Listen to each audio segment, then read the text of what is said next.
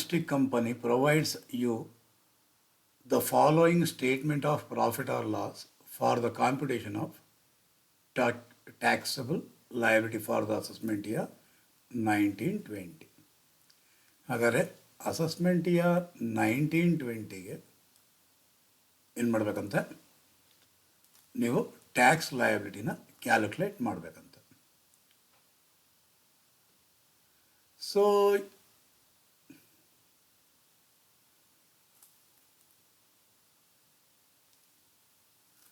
ನೀವು ಇಲ್ಲಿ tax ಲಯಬಿಲಿಟಿನ calculate ಮಾಡಬೇಕು ಅಂದಾಗ ನಾರ್ಮಲ್ ಆಗಿ ನೀವು ಪ್ರಾಫಿಟ್ ಆ್ಯಂಡ್ ಲಾಸ್ ಅಕೌಂಟ್ ಇರ್ತಾ ಇತ್ತು. ಯಾವ ರೀತಿ? ಈ ರೀತಿ ಪ್ರಾಫಿಟ್ ಆ್ಯಂಡ್ ಲಾಸ್ ಅಕೌಂಟ್ ಇರ್ತಾ ಇತ್ತು. ಅದನ್ನು ನೀವು ನೋಡಿದ್ದೀರ. ಆದರೆ ಇಲ್ಲಿ ಈಗ ಪ್ರಾಫಿಟ್ ಆ್ಯಂಡ್ ಲಾಸ್ ಅಕೌಂಟ್ ಕಾಣಿಸ್ತಾ ಇಲ್ಲ. ಏನು ಕಾಣಿಸ್ತಿದೆ ಇಲ್ಲಿ? ಇದು ನಾವು ಕರಿತೀವಿ statement of profit or loss. Statement of profit or loss as per schedule 3 of income tax act, companies act of 2013. ಯಾವುದರಲ್ಲಿ? ಕಂಪನೀಸ್ ಡೊಮೆಸ್ಟಿಕ್ ಕಂಪನಿಯ ಸ್ಟೇಟ್ಮೆಂಟ್ ಆಫ್ ಪ್ರಾಫಿಟ್ ಆರ್ ಲಾಸ್ನ ಕೊಟ್ಟಿದ್ದಾನೆ. ಸ್ಟೇಟ್ಮೆಂಟ್ ಆಫ್ ಪ್ರಾಫಿಟ್ ಆರ್ ಲಾಸ್ನ ಕೊಟ್ಟಿದ್ದಾನೆ. ನಾರ್ಮಲ್ ಪ್ರಾಬ್ಲಮ್ನಲ್ಲಿ ಏನಾಗೋದು, profit and loss account ಇರೋದು, debit side and credit side ಈ ರೀತಿ ಕೊಡೋಣ. ಆದರೆ ಕಂಪನೀಸ್ ಆ್ಯಕ್ಟ್ ಆಫ್ 2013ನ ಪ್ರಕಾರವಾಗಿ statement of profit or loss ಕೊಟ್ಟರೆ ಎಕ್ಸಾಮ್ನಲ್ಲಿ ಈ ರೀತಿಯೂ ಕೂಡ ಕೊಡ್ಬೋದು. ಎಕ್ಸಾಮ್ನಲ್ಲಿ ಈ ರೀತಿ ಕೂಡ ಕೊಡ್ಬೋದು. ಯಾವ ರೀತಿ ಇರುತ್ತೆ? ಆಲ್ರೆಡಿ ನೀವು statement of profit or loss ನೋಡಿದ್ದೀರಾ.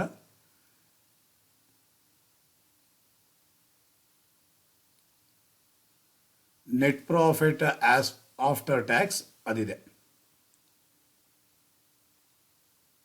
ಈ ರೀತಿ ಇರುತ್ತೆ net profit after tax. So ಇದರಿಂದ ನಾವೇನು ಪ್ರಿಪೇರ್ ಮಾಡಬೇಕು? ಟ್ಯಾಕ್ಸ್ ಲಯಬಿಲಿಟಿ ಕ್ಯಾಲ್ಕುಲೇಟ್ ಮಾಡಬೇಕು. ಅದಕ್ಕೆ ಫಸ್ಟ್ ಸ್ಟೆಪ್ ಏನು? ಇನ್ಕಮ್ ಫ್ರಮ್ ಬಿಸ್ನೆಸ್ನ ಪ್ರಿಪೇರ್ ಮಾಡಬೇಕು, ಅಂದರೆ ಕಾಂಪ್ಯೂಟ್ ಮಾಡಬೇಕು. ಹಾಗಾದ್ರೆ ಇನ್ಕಮ್ ಫ್ರಮ್ ಬಿಸ್ನೆಸ್ನ ನಾವು ಕಾಂಪ್ಯೂಟ್ ಮಾಡಬೇಕು ಅಂತಂದಾಗ ನಾರ್ಮಲ್ ಆಗಿ ಆ್ಯಸ್ ಯೂಶ್ವಲ್ ಆಗಿ ಫಸ್ಟ್ ನಾವು ತೊಗೊಬೇಕಾಗಿರೋದು ನೆಟ್ ಕಾಂಪ್ಯೂಟೇಷನ್ ಆಫ್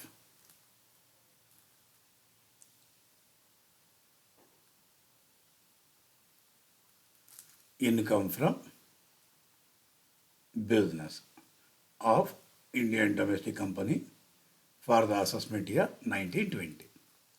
ಅದರಲ್ಲಿ ಫಸ್ಟ್ ಐಟಮ್ ನಾವು ತೊಗೊಬೇಕಾಗಿರೋದು net profit as per P and L account. Profit as per P and L account ಅಂದರೆ ಪ್ರಾಫಿಟ್ ಆಫ್ಟರ್ ಟ್ಯಾಕ್ಸ್ ಏನು ಕೊಟ್ಟಿರ್ತಾನೆ ಅದನ್ನು ತೊಗೊಬೇಕು. ಪ್ರಾಫಿಟ್ ಆಫ್ಟರ್ ಟ್ಯಾಕ್ಸ್ ಏನು ಕೊಟ್ಟಿದ್ದಾನೆ? 15,82,000. ಹಾಗಾದರೆ ನಾವು ತೊಗೊಬೇಕಾಗಿರೋದು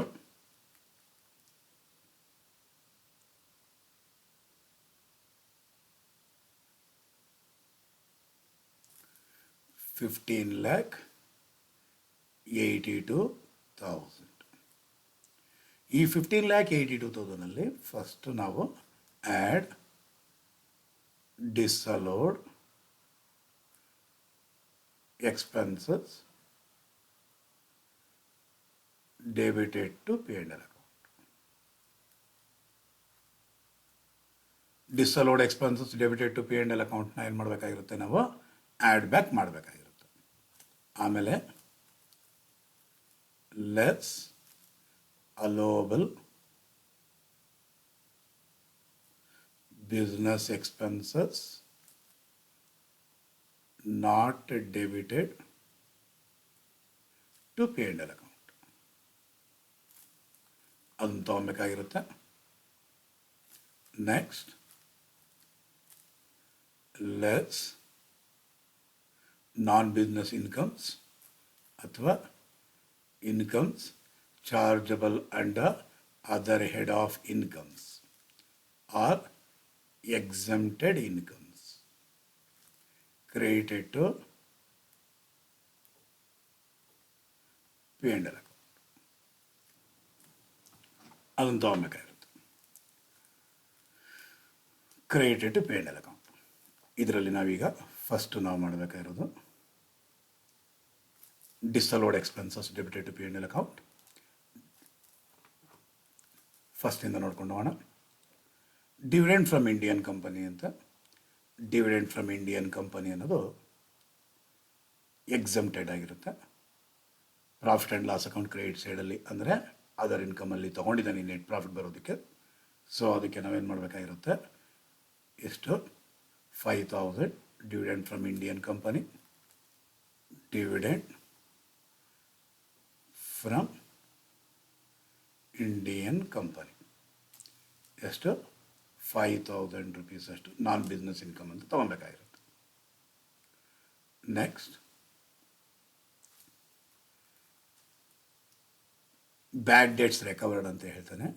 ಹಾಗಾದರೆ ಬ್ಯಾಡ್ ಡೇಟ್ಸ್ ರಿಕವರ್ಡ್ ಆಗಿರೋದು, ಈ ಬ್ಯಾಡ್ ಡೇಟ್ಸ್ ಅನ್ನೋದು ಅಲೋಡ್ ಆಗಿದ್ದರೆ ಅರ್ಲಿಯರ್ ಇಯರ್ ಈಗಲೂ ಅಲೋಡ್ ಆಗುತ್ತೆ, ಅರ್ಲಿಯರ್ ಇಯರ್ ಡಿಸಲೋಡ್ ಆಗಿದ್ದರೆ ಈಗಲೂ ಕೂಡ ಡಿಸಲೋಡ್ ಆಗುತ್ತೆ. ಅಡ್ಜಸ್ಟ್ಮೆಂಟಲ್ಲಿ ಏನು ಕೊಟ್ಟಿದ್ದಾನೆ ಅಂತ ನೋಡಿಕೊಂಡು ಆಮೇಲೆ ಮುಂದಕ್ಕೆ ಹೋಗೋಣ. ನೆಕ್ಸ್ಟ್ ಎಕ್ಸ್ಪೆನ್ಸಸ್ ಅಂದರೆ debit side of P&L account ಅಂದ್ಬಿಟ್ಟು ಅರ್ಥ. ಫಸ್ಟ್ ಇರೋದೇನಿದೆ, purchases allowed, changes in inventory. Changes in inventory ಅಂದರೆ 60,000 ಅನ್ನೋದು ಓಪನಿಂಗ್ ಸ್ಟಾಕ್, 1,20,000 ಅನ್ನೋದು ಕ್ಲೋಸಿಂಗ್ ಸ್ಟಾಕ್. ಓಪನಿಂಗ್ ಸ್ಟಾಕ್ಗಿಂತ ಕ್ಲೋಸಿಂಗ್ ಸ್ಟಾಕ್ ಜಾಸ್ತಿ ಇರೋದಕ್ಕೆ ಇಲ್ಲೇನು ಮಾಡಿದ್ದಾರೆ, ಮೈನಸ್ ಫಿಗರ್ ಮಾಡಿದ್ದಾರೆ, ಕರೆಕ್ಟ್ ಆಗಿದೆ. ಅದೇ ಅಕಸ್ಮಾತ್ ಏನಾದರೂ ಓಪನಿಂಗ್ ಸ್ಟಾಕ್ ಜಾಸ್ತಿ ಇದ್ದು ಕ್ಲೋಸಿಂಗ್ ಸ್ಟಾಕ್ ಕಡಿಮೆ ಇದ್ದರೆ ಇಲ್ಲಿ ಪಾಸಿಟಿವ್ ಫಿಗರ್ ಆಗಿರೋದು. ಅರ್ಥ ಆಯಿತು ಅನಿಸುತ್ತೆ. ಎಂಪ್ಲಾಯೀಸ್ ಬೆನಿಫಿಟ್ ಎಕ್ಸ್ಪೆನ್ಸಸ್ ಅಂತೆ ಯಾವ್ಯಾವುದು, direct wages allowed, salaries allowed, finance cost ಅಂತೆ, interest on loan if it is paid allowed. ಇಲ್ಲಿ ಅಮೌಂಟ್ ಏನು ಕೊಟ್ಟಿದ್ದಾನೆ, ನಿಲ್ ಅಂತ ಕೊಟ್ಟಿದ್ದಾನೆ, ಅದನ್ನು ನೋಡೋವಂಥ ಅಗತ್ಯನೇ ಇಲ್ಲ. ಡಿಪ್ರಿಸಿಯೇಷನ್ ಆ್ಯಸ್ ಪರ್ IT ರೂಲ್ಸ್ನ ಪ್ರಕಾರವಾಗಿ, ಡಿಪ್ರಿಸಿಯೇಷನ್ ಆ್ಯಸ್ ಪರ್ IT ರೂಲ್ಸ್ನ ಪ್ರಕಾರವಾಗಿ ಏನಾದರೂ ಕೊಟ್ಟಿದ್ದರೆ ನಾವು ಇದನ್ನೇನು ಮಾಡಬೇಕು, ಆ್ಯಡ್ ಬ್ಯಾಕ್ ಮಾಡಬೇಕು. ಅಡ್ಜಸ್ಟ್ಮೆಂಟಲ್ಲಿ ಕೊಟ್ಟಿರೋದು ಡಿಪ್ರಿಸಿಯೇಷನ್ ಆ್ಯಸ್ ಪರ್ IT ರೂಲ್ಸ್ನ ಲೆಸ್ ಮಾಡಬೇಕಾಗುತ್ತೆ. Freight inwards allowed, general expenses allowed, sales expenses allowed, MD's remuneration allowed, director sitting fees allowed, excise penalty, any fines and penalty disallowed. ಹಾಗಾದರೆ ಫ್ರೈಟ್ ಇನ್ವರ್ಡ್ ಇದಾಗಿದೆ.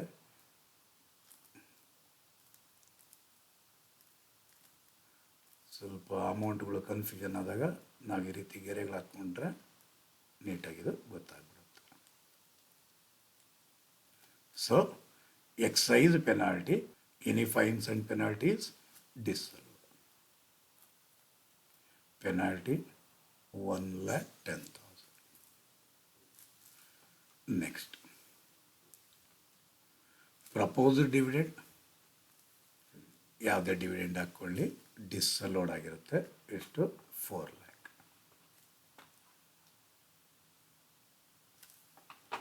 Dividend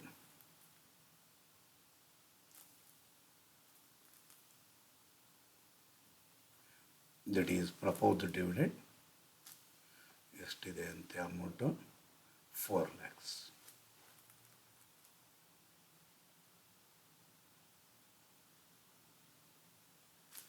Next, provision, any provision disallowed. Provision for loss of subsidiary, provision for loss of subsidiary company ಎಷ್ಟಿದೆಯಂತೆ,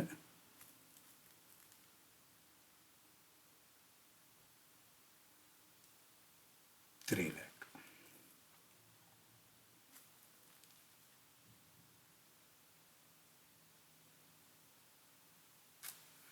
next excise duty paid allowed. Next total ಎಕ್ಸ್ಪೆನ್ಸಸ್ನಲ್ಲಿ ಅದನ್ನು ಕಳೆದರೆ ಬರೋದು profit before tax. Income tax ಅನ್ನೋದು disallow ಆಗುತ್ತೆ 3 lakhs. Next ಇಷ್ಟಲ್ಲ ಏನಾದರೂ doubt ಇದೆಯಾ ನೋಡಿ. Next ಅಡ್ಜಸ್ಟ್ಮೆಂಟ್ಗೋಣ. ಜನರಲ್ ಎಕ್ಸ್ಪೆನ್ಸಸ್ ಇನ್ಕ್ಲೂಡ್ಸ್, ಜನರಲ್ ಎಕ್ಸ್ಪೆನ್ಸಸ್ಸಲ್ಲಿ ಇನ್ಕ್ಲೂಡ್ ಆಗಿದೆಯಂತೆ ಏನು, festival celebration expenses. Festival Ganesha ಅಥವಾ ಉಗಾದಿ ಇದಕ್ಕೆಲ್ಲನೂ ಖರ್ಚುಗಳಾಗುತ್ತೆ, ಅಲೋಡ್. ದಿವಾಳಿ ಪೂಜಾ ಎಕ್ಸ್ಪೆನ್ಸಸ್ ಈಗೆಲ್ಲ ಹೇಳಿದೆ, allowed. Donation to prime minister national relief fund. So donation, ಯಾವುದೇ ಡೊನೇಷನ್ ಆದರೂ ಕೂಡ ಡಿಸ್ಸಲ್ಲೋ ಆಗುತ್ತೆ. ಹಾಗಾದರೆ ಡೊನೇಷನ್ ಟು PMNRF ಎಷ್ಟಂತೆ, 10th. Next sales expenses includes ₹1000 diaries. ಎಷ್ಟು ಡೈರೀಸ್ ಅಂತೆ, 1000 diaries distributed to dealers involving an expenditure of ₹50,000. Sales ಪ್ರಮೋಷನ್ಗೆ diaries, calendars normal course of ಬಿಸ್ನೆಸ್ಸಲ್ಲಿ ನಾವು ಕೊಡಲೇಬೇಕಾಗಿರುತ್ತೆ. ಸೊ ಕೊಟ್ಟರೆ ಅದೇನಾಗಿರುತ್ತೆ, allowed as a business expenses. Allowed ಅದೇನಾಗಿದೆ, ಸೇಲ್ಸ್ ಎಕ್ಸ್ಪೆನ್ಸಸ್ಸಲ್ಲಿ ಸೇರಿಕೊಂಡಿದೆಯಂತೆ. Next excise duty related to previous year 17-18 ₹10,000 was paid during the current year ಬ್ರ್ಯಾಕೆಟ್ನಲ್ಲಿ not including.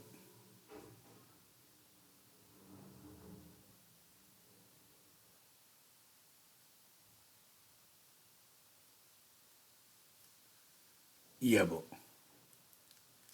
Not including above ಅಂದರೆ ಮೇಲ್ಗಡೆ ಕೊಟ್ಟಿರುವಂಥ ಎಕ್ಸೈಸ್ ಡ್ಯೂಟಿನಲ್ಲಿ ಈ ಎಕ್ಸೈಸ್ ಡ್ಯೂಟಿ ಪೇಯ್ಡ್ ಏನಿದೆ, ಈ ಎಕ್ಸೈಸ್ ಡ್ಯೂಟಿ ಪೇಯ್ಡ್ನಲ್ಲಿ 80,000ದಲ್ಲಿ ಈ 10,000 ಸೇರ್ಕೊಂಡಿಲ್ವಂತೆ.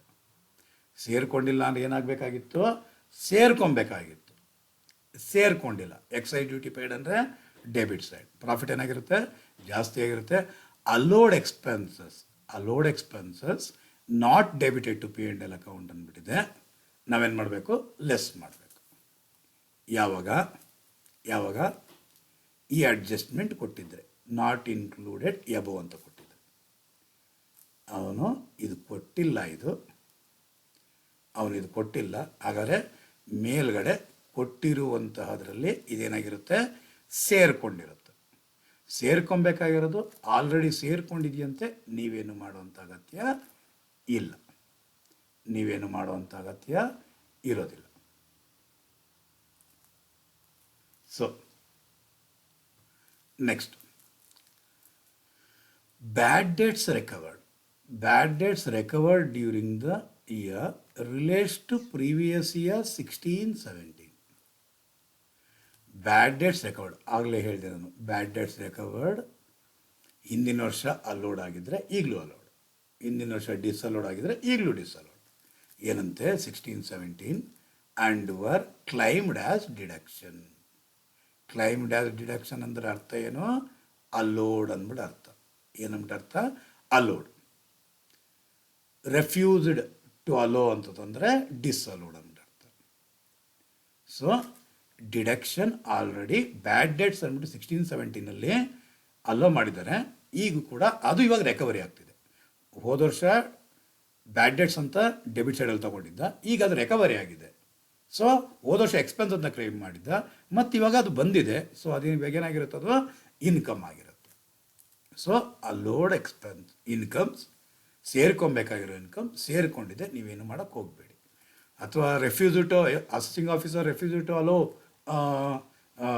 ಬ್ಯಾಡ್ debts during the previous year 16-17 ಅಂತ ಏನಾದ್ರು ಹೇಳಿಬಿಟ್ಟಿದ್ದರೆ ನಾವು ಇದನ್ನೇನು ಮಾಡಬೇಕಾಗಿತ್ತು, ಮೇಲ್ಗಡೆ ಕೊಟ್ಟಿರುವಂತಹ ಬ್ಯಾಡ್ ಡೇಟ್ಸ್ ರಿಕವರ್ಡ್ ನಾವೇನು ಮಾಡಬೇಕಾಗಿತ್ತು, ಲೆಸ್ ಮಾಡಬೇಕಾಗಿತ್ತು. ಅರ್ಲಿಯರ್ ಡಿಸಲೋಡ್, ಈಗಲೂ ಡಿಸಲೋಡ್ ಅಂತ ಲೆಸ್ ಮಾಡಬೇಕಾಗಿತ್ತು. Next statement of profit or loss full ತೊಗೊಂಡಿದ್ದೀವಿ, ಅಡ್ಜಸ್ಟ್ಮೆಂಟ್ ಎಲ್ಲ ತೊಗೊಂಡಿದ್ದೀವಿ. ಇವಾಗ ಮೇಲ್ಗಡೆ ಏನೋ depreciation as per I T rules ಕೊಟ್ಟಿದ್ದಾನೆ, ಅಡ್ಜಸ್ಟ್ಮೆಂಟಿಗೆ ಏನು ಕೊಟ್ಟಿಲ್ಲ. ಸೊ ಅಷ್ಟು ಕೂಡ ಅಲ್ಲೋಡ್ ಅಂದ್ಬಿಟ್ಟಿದೆ, ನಾವು ಅದನ್ನೇನು ಟ್ರೀಟ್ ಮಾಡುವಂಥ ಅಗತ್ಯ ಇರೋದಿಲ್ಲ. Next, brought forward business loss, brought forward business loss and depreciation. As per books of accounts ಅಂತ ಏನು ಕೊಟ್ಟಿದ್ದಾನೆ, as per books of accounts ಅಂತ ಏನು ಕೊಟ್ಟಿದ್ದಾನೆ, ಇದನ್ನು ಜ್ಞಾಪಕ ಇಟ್ಕೊಂಬಿಡ್ರಿ.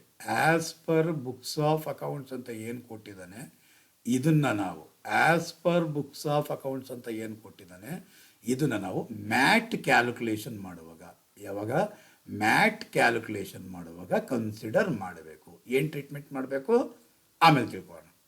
ಮ್ಯಾಟ್ ಮಾಡುವಾಗ ಇದನ್ನು ಕನ್ಸಿಡರ್ ಮಾಡಬೇಕಾಗಿರುತ್ತೆ. ನಾವಿಲ್ಲಿ ಯಾವುದನ್ನು ನಾವು ಪ್ರಿಪೇರ್ ಮಾಡ್ತಾ ಇರೋದು, as per normal I T provisions ಮಾಡ್ತಿರೋದು. As per normal I T ಪ್ರಾವಿಷನ್ಸ್ನ ಮಾಡುವಾಗ ನಾವು ಯಾವುದನ್ನು ಕನ್ಸಿಡರ್ ಮಾಡಬೇಕಾಗಿರುತ್ತೆ, ಆ್ಯಸ್ ಪರ್ ಟ್ಯಾಕ್ಸ್ ಪರ್ಪಸಸ್ ಮಾಡಬೇಕು. ಏನಿದು, brought forward business loss and unabsorbed depreciation. Brought forward business loss and unabsorbed depreciation, ಈ ಅಮೌಂಟ್ನ ನಾವು ಇನ್ಕಮ್ ಫ್ರಮ್ ಬಿಸ್ನೆಸ್ ಬರೋಕ್ಕೆ ಮುಂಚೆನೇ ಡಿಡಕ್ಟ್ ಮಾಡಬೇಕು. ಅಂದರೆ ಅರ್ಥ, ಫಸ್ಟು ನಾವೇನು ಮಾಡಬೇಕು, ಇದನ್ನು ಆ್ಯಡ್ ಬ್ಯಾಕ್ ಮಾಡಿ, ಏನೇನಿದೆ ಇದನ್ನೆಲ್ಲ ಆ್ಯಡ್ ಮಾಡಿ. 1,10,000, 4,00,000, 3,00,000, 3,10,000 ಅಂದರೆ 4, 3, 7, 3, 10, 11,20,000. 11,20,000. 15,82,000ಗೆ 11,20,000ನ ಆ್ಯಡ್ ಮಾಡಿದ್ರೆ 27,02,000. ಈ 27,02,000ಗೆ ಇಲ್ಲಿ ಯಾವ ಐಟಮು ಇಲ್ಲ, ಸೊ 5,000ನ ಲೆಸ್ ಮಾಡಬೇಕು, 97,000. ಇದನ್ನೇ ನಾವೇನಂತ ಕರಿತೀರ, ಇನ್ಕಮ್ ಫ್ರಮ್ ಬಿಸ್ನೆಸ್ ಅಂತ ಹೇಳ್ತೀವಿ. ಸರ್ ಇವಾಗೆಲ್ಲ ಹೇಳಿದ್ರಲ್ಲ ಸರ್, ಇನ್ಕಮ್ ಫ್ರಮ್ ಬಿಸ್ನೆಸ್ ಬರೋಕ್ಕೆ ಮುಂಚೆ unabsorbed depreciation and brought forward business ಲಾಸ್ನ ಅಡ್ಜಸ್ಟ್ ಮಾಡಬೇಕು. Very nice, very good. Brought forward business loss 3 lakh, unabsorbed depreciation 2 ಲಕ್ಷನ ನಾವಿಲ್ಲಿ ಅಡ್ಜಸ್ಟ್ ಮಾಡಬೇಕು. ಅಂದರೆ ಇದನ್ನು ನಾವು ಇನ್ಕಮ್ ಫ್ರಮ್ ಬಿಸ್ನೆಸ್ ಅಂತ ಕರೆಯೋಕ್ಕಾಗಲ್ಲ. ಏನು ಮಾಡಬೇಕಾಗಿರುತ್ತೆ, ಲೆಸ್ ಇದೇನಿದು income from business before adjusting brought forward business loss and unabsorbed depreciation 26,97,000 less brought forward business loss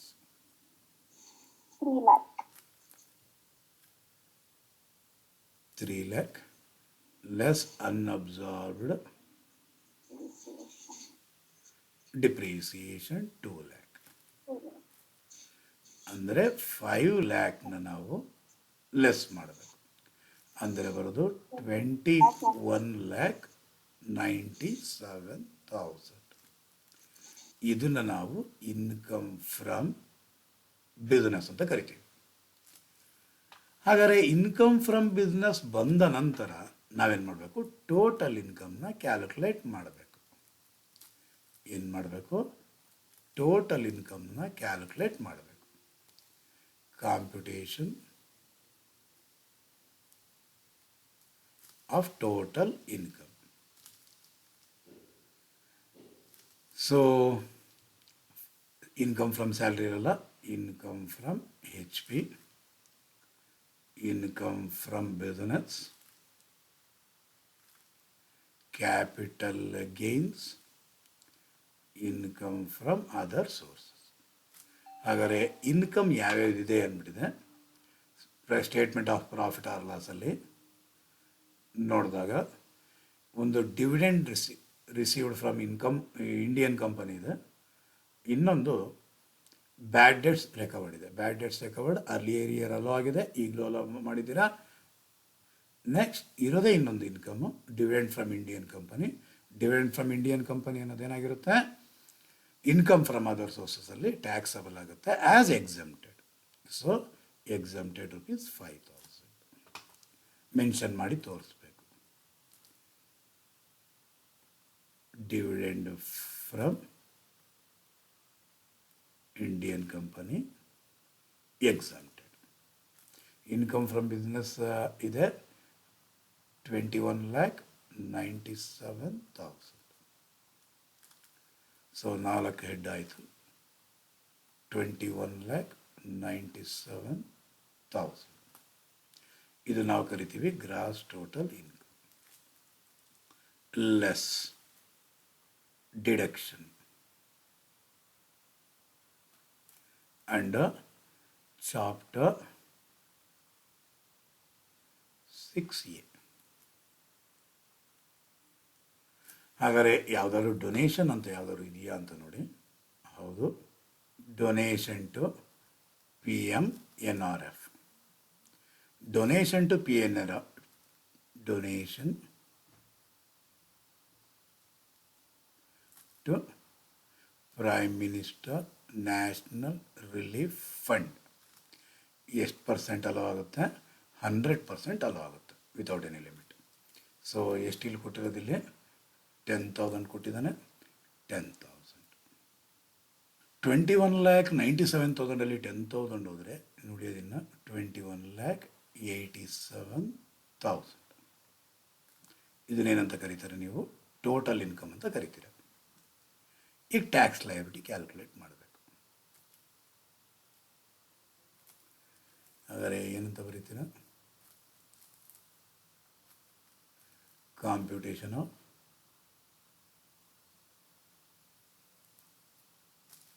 tax liability. Tax liability calculate ಮಾಡಬೇಕು ಅಂದರೆ ಸ್ಪೆಷಲ್ ರೇಟ್ ಇದೆಯಾ? ಇನ್ಕಮ್ ಇರೋದೇ ಇದೊಂದು. So tax at 25%. ಯಾಕೆ 25%? Company's turnover for the previous year 2016-17 does not exceed 250 crores. ಆಗ ನಾವೇನು ಮಾಡಬೇಕಾಗಿರುತ್ತೆ? 25%. 250 crores ಜಾಸ್ತಿ ಇದೆ ಅಂತ ಏನಾದ್ರು ಹೇಳ್ಬಿಟ್ಟಿದ್ರೆ ಏನು ಮಾಡಬೇಕಾಗಿತ್ತು? 30% ಮಾಡಬೇಕಾಗಿತ್ತು. ಹಾಗಾದರೆ 1,87,000 ಮೇಲೆ 25%, 546,750. Add surcharge. ಸರ್ಚಾರ್ಜ್ ಎಷ್ಟು ಪರ್ಸೆಂಟು? ಡೊಮೆಸ್ಟಿಕ್ ಕಂಪನಿಗೆ 1 crore ಕಡಿಮೆ ಇದೆ.